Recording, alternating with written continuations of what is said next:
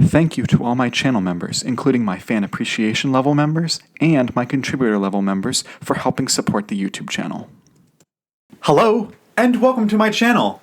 My name is Jonathan Cohn, and today I have my book review of the book Chloe's Kingdom by Gregory Michael. This is a YA science fiction novel. It's the start of a series that Gregory Michael has written. And this was actually a book that the author sent to me for a review. And the author sent me the book when I covered the whole Devin Erickson cancellation from the SPSFC, that whole debacle that happened. And Gregory was one of the many authors who removed their books in solidarity with Devin. Chris Ritchie was another who I reviewed his book as well from that. And so Gregory sent me his book and I was able to get to it this month.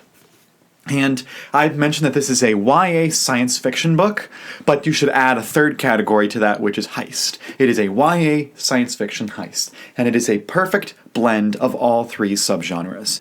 So basically, this book has kind of three main protagonists. You have the character of Chloe, you have the character of Penny, and you have the character of Dutch. Chloe and Penny are two, teenage girls who are living on this spaceship on the kind of the poor section. This spaceship is this derelict big ship that is kind of floating through space. It's a colony ship type thing. So there's hundreds and hundreds and hundreds of people.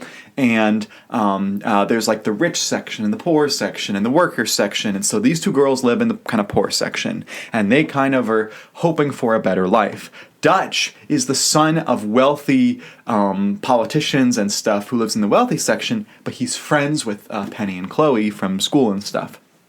And Penny and Chloe work with some people to do some heists. And typically they do food heists, which as soon as the food heist started in the first chapter, I was like, oh, this is like a food heist, Dan Wells. For people who are fans of Dan Wells, you know he loves food heists. But so it starts with the food heists, and then about partway through the book, this guy approaches the team and says, hey, I have an idea for how we could do the biggest heist of all. We could steal from the coin vault. And so the book is about our main characters having to find a way to break into the coin vault. And then, as expected with most heist stories, the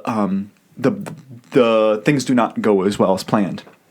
And so the book does have the heist storyline. That's the main plot point. That is the plot structure is a heist story. Then you also have, you have the in media res at the beginning of the book with the small time heists. Then you have the build up for, getting the idea for the big heist they're going to do. Then the setup. Then you have the big heist. Then you have the payoff and all that stuff. And so it's typical heist plot structure. The world building is very science fiction. As I mentioned, you're on this derelict ship. There's, they have to go out and do EVAs outside the ship at times. And so there's a lot of kind of the science fiction world building. So if you're just wanting a good science fiction story, you'll enjoy this because it has the science fiction setting. But that's not the only thing that you'll enjoy from it. If you're a YA person, if you really like YA stories, the book really captures kind of like the feel of teenagers and really gets their perspective and the kind of the way that they think. Even though it's not necessarily first person, the way that our main characters think gets the way that YA characters think in YA books. So if you enjoy YA books, you'll enjoy that element of it. So it's really got just a little bit of each subgenre that really blends well together in the book.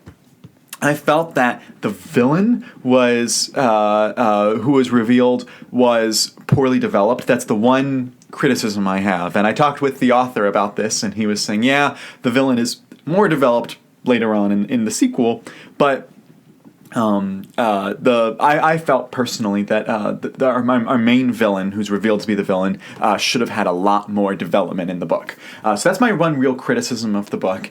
And there were parts in the middle where I was just like, all right, let's speed up this part of the heist a little bit. Let's move a little bit faster. Otherwise, the book is still a very entertaining read. And so, yeah, I really enjoyed it. I thought that Dutch was my personal favorite character.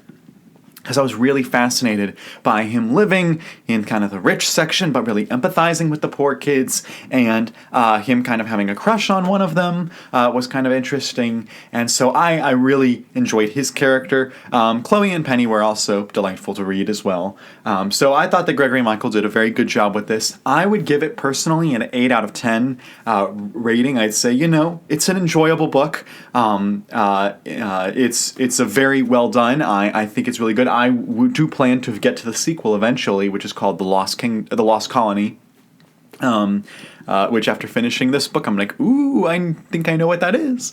I enjoyed it. I get that the cover has the cover design. It has a vault, but it's supposed to be kind of like in space, and so I'm like, yeah, it's interesting. I would have gone with a different cover design, but it's still pretty cool. But so I enjoyed the book. It's very much 3 subgenres: heist, sci-fi, YA.